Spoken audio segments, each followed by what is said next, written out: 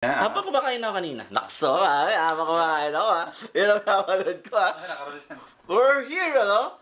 What's up, ma? We're here at,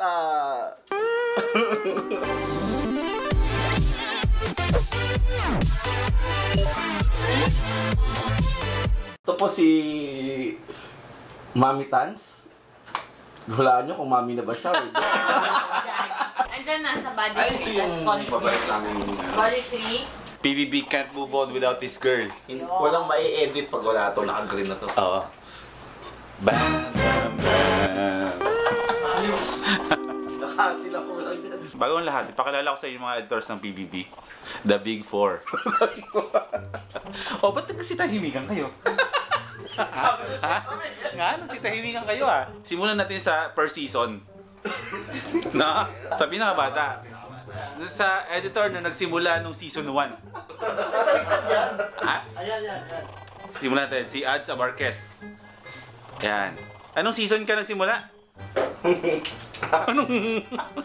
Season 1. Oh, season 1. Ilang taon na yun mula ano? Para ko talaga magkaroon ng standing dyan sa final edit. Ng sarili mo? Sana panoorin ni Direk Loren. Pinapanood to ni Direk Loren. Hawaniwagan ko dali. Direk! So sana magkaroon ng standing dun sa final edit. Oh, tsaka dapat yata Direk, ano? Yung next logo ng PBB, meron ng ads sa Abarquez. Bilang tribute natin sa nakompleto ang season ng PBB. Sa mga editors, siya ang pinaka-senior namin dito sa PBB. Ang next naman nating editor ay si Jerdooms, the bully. Yan si Jerdooms. Rock and roll to the world. Anong season ka bro nagsimula? Team 2. O Team 2. Ay di mga ano yun? Anong year yun? 2009? 8? Tagal na. Sila Robby Domingo. AJ. At ang next ay ang balbasaradong na pogi. Yan, si Paul Reyes. Pogi sa'yo yung ganyan gupit Parang basketball player. Okay ang eh. Mili ka naman talaga maglaro bro.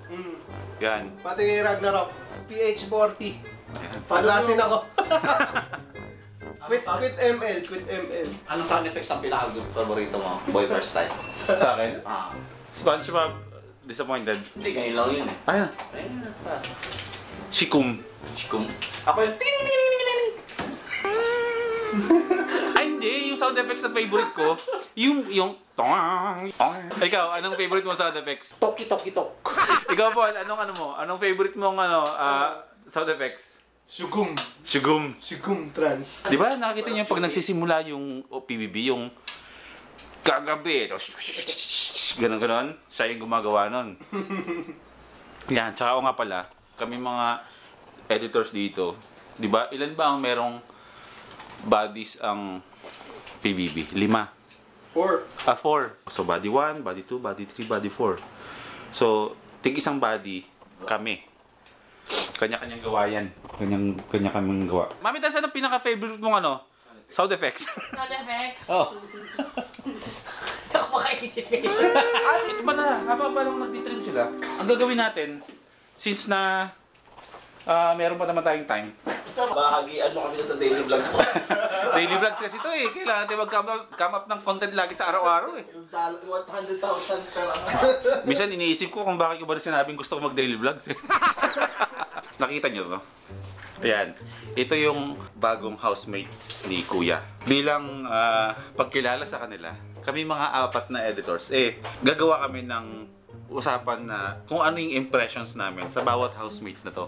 Hindi pa namin sila talaga kilala yan. Walang judgment dito impressions lang namin. Magbo-base tayo, depende sa mga itsura nila. So, Parang ma-recall. doon tayo sa veranda. Habang nagkakape kami, gagawin namin to.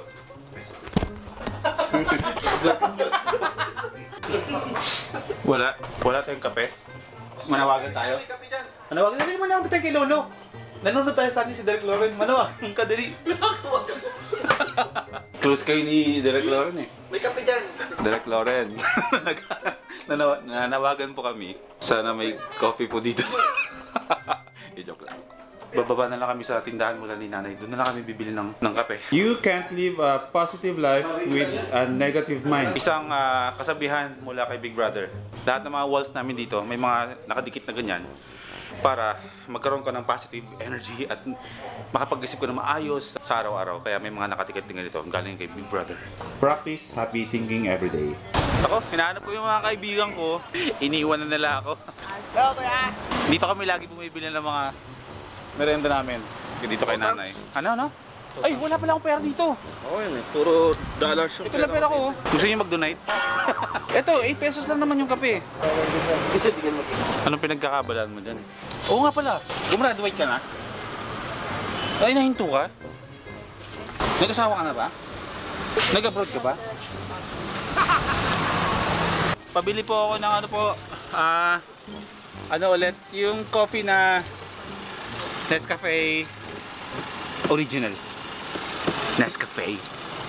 Arte? 12 yan? 12 po to. Sige, pabili na lang po ako ng isa. Sayang, wala akong dalang pera pala. Hi, welcome. Kuya. Hello po. Hello po. Nakikita na naman ako sa ano. Nakabili na kami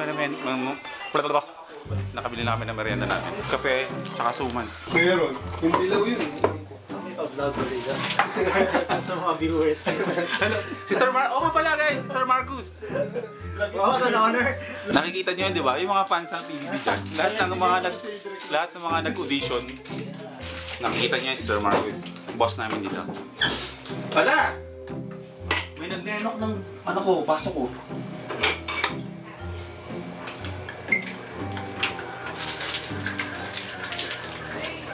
May kumuha ng mug ko. Kaya, ang gagawin natin, kuha din tayo ng mug ng iba para hanapin din niya.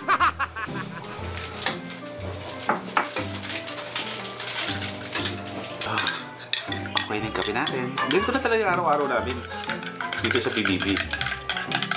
Hanggat maaari, iniwas namin yung ma-stress or ma-feel na sobrang hirap ang ginagawa namin dito. At least, yung feels na at home kami dito sa loob ng bahay ni Kuya. Meron. Kaya, yun, feel at home. Yung pambali po. Kukunin ko lang yung mga pictures nila. Pambali po. Game na? Parang dilim eh. May team ka lang. May team lang ako. Sige, hindi kita bibigyan ng sahod. Okay, game. Andito yung 8 na mga bagong housemates ni Kuya. 4 na babae, 4 na lalaki. Tapos syempre, kahit editors kami dito, hindi pa namin sila masyadong kilala talaga. Di tulad ng mga story editors dito na syempre kasama sila sa audition, sila yung nag-screening, kaya mas kilala nila yung kwento ng bawat isa. So kami, hindi. So kasama ko yung 3 editors, yan. Kaming 4 yung editors ng PBB Primetime. Ibig sabihin ng Primetime, yun yung lumalabas tuwing alas 10 ng gabi. After TV Patrol. Oh, after TV Patrol ba yun? Hindi! Ano yun? Prime time na after TV Patrol. Hindi, primetime, PBB sa primetime. Si Paul lagi may ano to eh, may favorite lagi na housemate to eh. Meron ka bang favorite housemate dito? Kauri, kasi Jelay. Oo, si Paul daw, meron siya favorite na meron siyang favorite na housemate, si Kauri at saka si Jelay. Yan. Easy. Kaya mo, kuha ni Kauri. Saan? Itabi mo, Kauri. Ay, Kauri ni Kauri si ano? Si Nancy. Ayaw nga ano. Nancy B9. Ay, sorry. Brad, pag Nancy B na yan, ito yan. Hindi, joke lang. Ikaw, sinong ano mo? Sinong bet mo? Bet ko dito. Pwede ano ha? Guwapo. Sino ah? Si Aljon. Si Aljon. Oh, bakit si Aljon? Guwapo eh. Talaga, seryoso? Oh, si Ads naman, sinong bet mo dito sa 8 yan? Pumili ka ng lalaki ha, hindi lang puro babae para hindi tayo bias. Kauri, si Lee, tsaka si Josh. Ah, talaga? Si Josh kasi parang anak ko na. Ako naman, sa lalaki, si Seth. Kasi naiintriga ako sa pagkatao niya. Hindi sa hindi siya ba kasi parang Crush mo. hindi ko crush. Ito si Seth. Ayan. Tapos si Jelay. Yan si Jelay. Tag ko na si Jelay. Si Jelay tsaka si Zed ang gusto ko sa loob ng bahay. Oy, game na. Makikigame na kayo. Tulungan niyo ako sa daily vlogs ko. Ano yan? Oh, ano yun? Parang si ano yan, si Aljon. Parang si pangalan nito. Yung naging naling kay Maria. Uri Padilla. Si Josh parang si ano, si Billy. Ay, si Billy. Bailey. Bailey. Si Bailey May. Anak mayaman yan eh. Parang Billy. Oo. Josh. Kasi bata. O sige yung mga girls, pag-usapan natin para medyo interesting. Ayan. Okay, si Jelay. Anong impression mo kay Jelay, Paul? Na-edit ko na yan sa PGT. Oo nga, di ba? Nakailan na yan, di ba? Magaling mag-beatbox talaga yan. Tatlo sila nun, alam ko eh. Pero, ayun, interesting lang dahil dalaga na eh. Iba talaga. Dalaga. Sino next? Jordums. Si Nancy. Si ano ako, Karina. Karina. Sige, Karina. Bakit? May kamukha eh, oh. Sino no? Ang bilis mo, dapat naging researcher ka. Ang bilis mo maghanap ng material Oo. Si Lee. Nakakalimutan natin si Lee. Si Lee. Gusto niyo lang yung mga mistisa lang eh. Si Lee. Si Lee. Pangalan ng asawa mo, si Lee. Asawa ko, Lee din. Lee din. Lay naman yun eh. Lay yun eh. Para sa mga nang babash kay Lee, ha? Kay Lee. Ganun talaga siya. No, linawin natin kasi di ba sinasabi ginagahay daw si Melay. May pagka-Melay siya pero kayo nga magpaliwanag. Ikaw, Juan, sa tingin mo ba nagdidrama lang to sa showtime? Sa showtime pa lang, ganyan na siya. So, parang mahirap ma-achieve yun. Pero depende, tingnan natin. Akala natin umaarmy lang, pero ganun talaga siya. Sabi nga, Uy, bawal sabihin yun. Bawal ba yun? Hindi. Ganun talaga ugali niya. Oo. Hindi yung umaarte. Normal na sa kanya. Behavior yung ganon. Safe ba yun? Safe ba yun ikaw Paul. Si Paul, kay Lay. Anong impression mo? Kay Lee? Kay Lee pala, kay Lee. Kasi mayroon akong na parang medyo umu-OA. Pero ano pa lang naman eh. Hindi ko pa talaga alam kung ano talaga eh. Parang first impression ko sa kanya, parang sumusobra na dahil nasabi niya nga na idol niya si Maymay. Swerte tayo, no? Swerte tayo, walang masyado English eh. Si Josh nagtatagalog pa eh. Swerte tayo, walang masyado nag-i-English, walang fluent na yung magalit pag-English. Kasi lagi namin sinasubtitle yun, bawa British accent. Laging yan yun. Tinatagalog pa. Sinasubtitle mo na, Tagalog pa. Kailangan maintindihan eh. Nakaligtas tayo sa medyo dagdag ng sa editing. Si Karina. Sa akin si Karina. Feeling ko si Karina, impression ko lang naman maganda si Karina eh. Ano pinito ni Karina? Sanchez? Si Karina, feeling ko, siya ang unang magkaka-love team sa loob ng bahay ni Kuya. Kung sa apat na yan, kung bata-bata ka ba, sino pwede mo ligawan dyan? Dito sa apat? Bata-bata ka pa. Sino pwede mo Bata-bata pa? ligawan yan. Jelay. Na patangkad na sexy ganun. Sexy. Ikaw. Kung teenager ka pa, kung hindi ka pa senior. Ano? So ibig sabihin crush mo si Kim Cho? Hindi ko crush si Kim Cho eh. Gusto ko lang yung tangkad niya. Matangkad lang. Ikaw, sinong crush mo dyan? Si Kaori. Hilig mo mga hapon. Medyo mabilog yung mata. Kasi singkit yung mabilog yung mata niya Ate Cecil di ba? Buti na, di ka nagkakamali. Ikaw, kunwari, hindi mo asawa si Lay. Sino dyan sa apat? Wrong spelling sila eh. Si Lee, sino dyan sa apat? Lay kunwari lang to Kunwari, binata pa si Jordums. Sino daw pipili niya dun sa apat? Tagal parang pumipili ka sa aquarium Si Kaori. Kaori din? Mahilig ka rin sa singkit? Parang siya yung inaanap ng mama ko eh. Yung mama ko. Patay ako ni Lay nito. Sige, si Paul. Si Paul, sinong pipiliin mo dyan sa apat na kunwari maging girlfriend mo? Dali! Sa apat? Patay ka na Glenda. Si Jelay. Jelay? Jelay din siya, no? Medyo matikik ka sa pangalan ng Jelay. So, yun.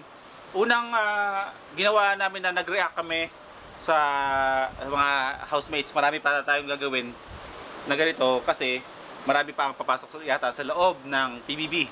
Yata. So ayun, meron kaming announcement pala. Kung meron sa inyo dyan sa mga nanonood sa akin na meron may mga banda o sa mga musikero na meron kayong kanta, naka-recording na, tapos wala pang label o wala pa kayong contract sa kahit kanino, wala pa kayong commitment sa kahit sa anong recording company, ay pwede nyong i-send sa amin yung mga kanta nyo kasi pwede namin gamitin sa mga episodes ng PBB. Alam niyo yung kantang Sud, mga ganon, di ba? Yung mga ano pa ba mga kanta na sumikat sa mga PBB. May mga ganon pwedeng gamitin music background. So baka may mga banda na tawag doon na gusto mong gamitin yung mga music nila. Basta walang hindi maniningil, tsaka walang recording contract. Hindi maniningil daw sa paggamit ng kanta nyo, pero ang gagawin namin ay yung kanta nyo, pag may napili kami maganda talaga yung kanta nyo, kung maganda talaga, gagamitin namin yung sa episode ng PBB. Hindi porket nag-send, magagamitin natin. Oo, parang gano'n. So mamimili kami kung ano yung babagay. Kaya chance nyo na rin yun na kahit walang bayad na usapan, chance nyo na rin yun na marinig din yung kanta nyo, malay nyo naman, di ba?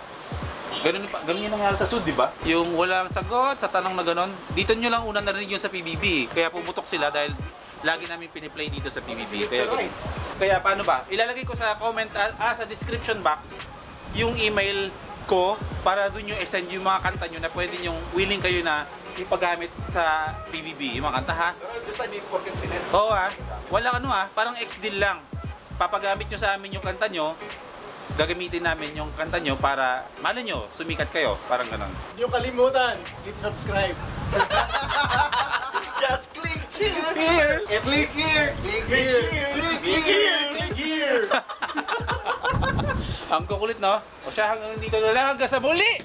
Ako ang inyong boy first time at kasama ko rin ang ibang editors na tambay ni Kuya. Magkita-kita ulit tayo bukas. 'Cause you are